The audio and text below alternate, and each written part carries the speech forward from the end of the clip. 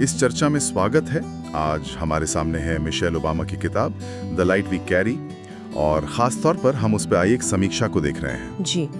हमारा काम है इस समीक्षा की गहराइयों में उतरना, समझना कि ये किताब के बारे में क्या कहती है, कौन सी मुख्य बातें हैं जिन्हें ये उभारती है और क्यों ये इसे जरूरी मानती है। हाँ, हम सिर्फ समरी नहीं देखेंगे, बल्कि ये समझने की कोशिश करेंगे कि समीक्षक की नजर में इस किताब की असली ताकत क्या है। बिल्कुल।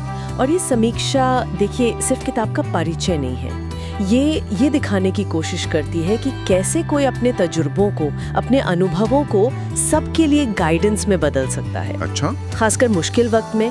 तो समीक्षा के नजरिए से देखें तो ये किताब जैसे प्रेरणा और प्रैक्टिकल सलाह दोनों का एक मिक्सचर है। तो चलिए देखते हैं समीक्षा इसके किन पहलुओं पर ज्यादा जोर दे रही है। हाँ, पहली दिलचस्प बात जो समीक्षा में दिखती है वो ये कि वो शुरू में साफ कर देती है। कहती है कि द लाइट वी कैरी सिर्फ व्हाइट हाउस के दिनों की यादें या एक और ऑटोबायोग्राफी नहीं है। नहीं है, बिल्कुल। समीक्षक इसे एक प्रेरणादायक मार्गदर्शिका के तौर पर देखता है। ये जो शब्द है मार्गदर्शिका, ये अपने आप में अहम लगता है। क्या समीक्षक बताती है कि इसे गाइड क्यों माना जा रहा है? हाँ, समीक्षा इस पर काफी जोर देती है। देखिए, उसका कहना है कि किताब में मिशेल ओबामा ने सिर्फ ये नहीं बताया कि उनके जीवन में क्या क्या हुआ, बल्कि उन अनुभवों से क्या सीखा, चुनौतियों से कैसे निपटी और मुश्किलों में रास्ता खोजने के लिए क्या तरीके अपनाए, वो सब शेयर किया है। अच्छा। समीक्षा में बेहद ईमानदारी से शब्द इस्तेमाल हुआ है।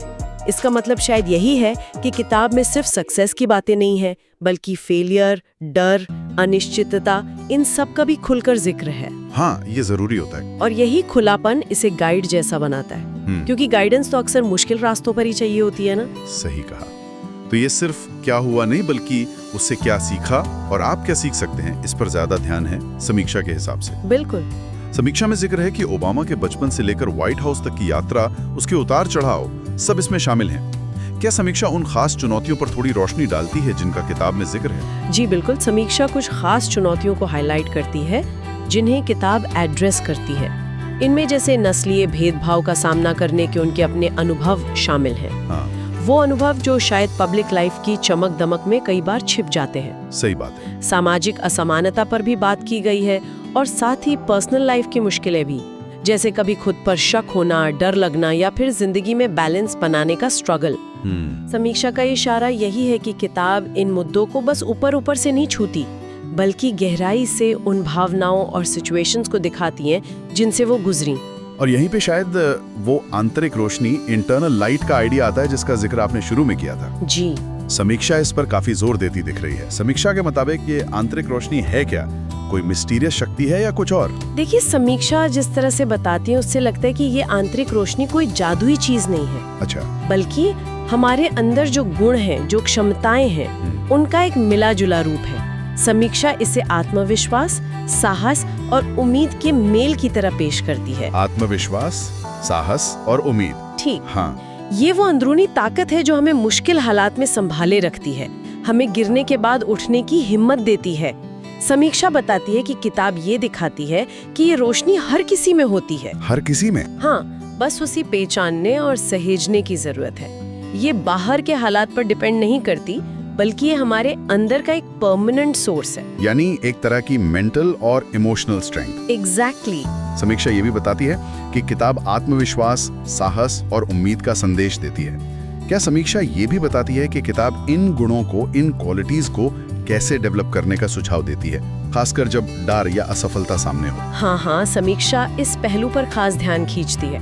वो किताब के एक मुख्य संदेश को उजागर करती है। असफलताओं और डर से भागना नहीं चाहिए, बल्कि उनका सामना आत्मविश्वास के साथ करना चाहिए। सामना करना चाहिए। हाँ, ये बहुत एक्टिव अप्रोच है। समीक्षा के अनुसार किताब ये नहीं कहती कि डर लगना गलत है, बल्कि ये सिखाती है कि डर के बावजूद कदम कैसे बढ़ाए जाएं। इसी तरह उम्मीद बनाए रखने को समीक्षा आगे बढ़ने की कुंजी यानी चाबी के रूप में देखती है। मतलब हालात चाहे कितने भी निराशाजनक क्यों न लगे, भविष्य में पॉजिटिव संभावनाओं पर विश्वास बनाए रखना जरूरी है। हाँ, विश्वास। ये सिर्फ एक इच्छा नहीं, बल्कि एक सोच समझकर किया गया चुनाव है। ये तो प्रैक्टिकल साइकोलॉजी जैसा लग रहा है, जिसे कहानियों के जरिए समझाया गया हो। कुछ वैसा ही। समीक्षा कुछ ठोस सीखों का भी जिक्र करती है जो पाठक किताब से ले सकते हैं। क्या हम उन पर थोड़ी और बात कर सकते हैं? जरूर जरूर। समीक्षा 4 प्रमुख सीखों को लिस्ट करती है जिन्हें वो किताब का प्रैक्टिकल निचोड़ मानती है। अच्छा, क्या है वो? पहला है खुद पर विश्वास बनाए रखना।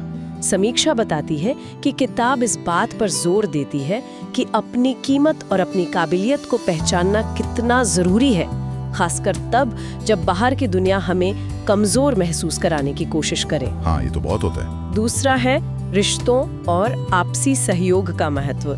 समीक्षा के अनुसार किताब ये दिखाती है कि हम अकेले आगे नहीं बढ़ सकते। परिवार, दोस्त, कम्युनिटी, इनका साथ हमारी आंतरिक रोशनी को मजबूत करता है। ये अकेलेपन की बजाय जुड़ाव की अहमियत बताती है। कनेक्टेडनेस। तीसरा, मुश्किल हालात में भी सकारात्मक नजरिया अपनाना। इसका मतलब ये नहीं कि हम प्रॉब्लम को इग्नोर कर दें। नहीं, बिल्कुल नहीं। समीक्षा कहती है कि किताब चुनौतियों को ग्रोथ और सीखने के मौके के तौर पर देखने का नजरिया अपनाने की सलाह देती है। ओके, चुनौतियों में अवसर देखना। जी। और चौथा, छोटे छोटे कदम उठाकर बड़े बदलाव लाना। समीक्षा इस बात पर रोशनी डालती है कि किताब बड़े लक्ष्यों से घबराने के बजाय उन्हें छोटे मैनेजेबल हिस्सों में तोड़ने और लगातार कोशिश करते रहने की सलाह देती है। ये एक्शन पर जोर है। ये चारों सीखें ये उस आंतरिक रोशनी वाले आइडिया से काफी जुड़ी हुई लगती हैं। बिल्कुल। ऐसा लगता है जैसे समीक्षा कह रही हूँ कि ये वो तरीके हैं जिनसे कोई अपनी अंदर की शक्ति को न सिर्फ पहचान सकता है बल्कि उसे एक्टिव भी कर सकता है। क्या समीक्षा बताती है कि किताब इन सीखों को कैसे पेश करती है? क्या ये उपदेश की तरह है? नहीं, समीक्षा जिस तरह से बताती है उससे बिल्कुल ऐसा नहीं लगता कि ये उपदेश है। अच्छा। बल्कि समीक्षा का जोर इस बात पर है कि किताब इन सीखों को मिशेल ओबामा की अपनी जिंदगी के उदाहरणों से समझाती है, उनकी सफलताओं से और यहाँ तक कि उनकी हिचकिचाहटों और गलतियों के जरिए भी। कहानियों से? हाँ, कहानियों के माध्यम से सिखाने का तरीका है जो इसे ज्यादा भरोसेमंद और रिलेटेबल बनाता है। समीक्षा ये इशारा करती है कि पढ़ने वाले इन कहानियों में अपनी जिंदगी की झलक देख सकते हैं, जिससे ये सीखें ज्यादा असरदार बन जाती हैं। और शायद यही वजह है कि समीक्षा इस किताब को आज की पीढ़ी के लिए बेहद उपयोगी मानती है। हाँ, हो सकता है। आज का दौर तो है ही अनिश्चितताओं से भरा। तेजी से सब बदल रहा है, कई तरह के सोशल मेंटल प्रेशर्स हैं। क्या समीक्षा बताती है कि किन खास वजहों से ये आज के पाठकों के लिए रिलेवेंट है? समीक्षा सीधे तौर पर आज के दौर की चुनौतियों का एनालिसिस तो नहीं करती, लेकिन उसका ये कहना कि किताब बेहद उपयोगी है इसी कॉन्टेक्स्ट में समझा जा सकता है। समीक्षा इस बात पर जोर देती है कि किताब ये विश्वास दिलाती है कि बाहरी उथल-पुथल के बावजूद हमारे अंदर स्थिरता का एक सोर्स है। वो लाइन, भीतर की रोशनी हमें हमेशा रास्ता दिखा सकती है, जिसे समीक्षा किताब का सेंट्रल मैसेज मानती है। हाँ, वो अहम है। वो आज के संदर्भ में खास तौर पे पावरफुल लगती है। ये एक तरह का भरोसा है कि कंट्रोल और दिशा हमारे अंदर ही मौजूद है, भले ही बाहर सब कुछ अनियंत्रित लगे। सही बात। समीक्षा इसे एक टाइमलेस मैसेज के रूप में देखती है जो हर पीढ़ी की चुनौतियों पर लागू होता है। तो ये सिर्फ प्रेरणा नहीं बल्कि एक तरह का एम्पावरमेंट है कि ये विश्वास कि हमारे पास रिसोर्सेज हैं। बिल्कुल। जब समीक्षा किताब को गाइड की तरह बताती है तो इसका फाइनल मूल्यांकन क्या है?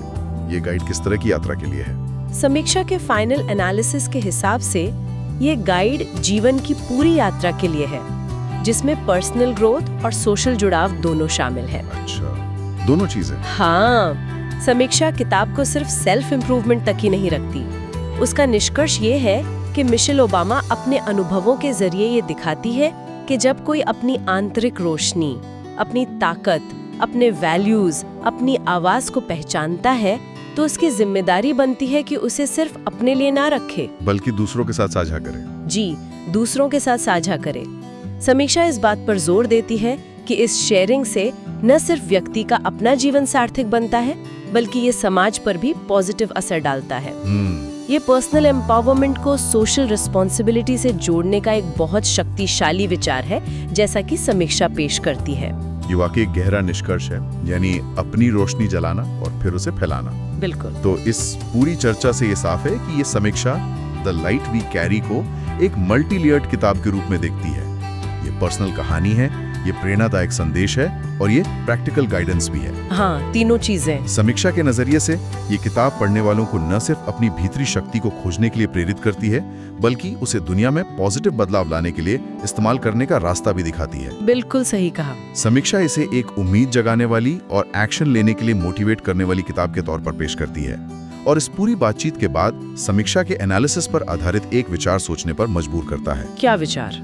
समीक्षा आंतरिक रोशनी की बात करती है जो हर किसी में मौजूद है, लेकिन असली चुनौती शायद तब आती है जब जीवन में गहरा अंधेरा छाया हो, जब वो रोशनी महसूस ही ना हो रही हो। हाँ, ऐसा होता है। ऐसे समय में व्यक्ति अपनी उस छिपी हुई या क्या कहते हैं मंद पड़ गई रोशनी को कैसे फिर से खोज सकता है और उसे सिर्फ अपने लिए नहीं बल्कि अपने आसपास के लोगों के जीवन को रोशन करने के लिए कैसे इस्तेमाल कर सकता है।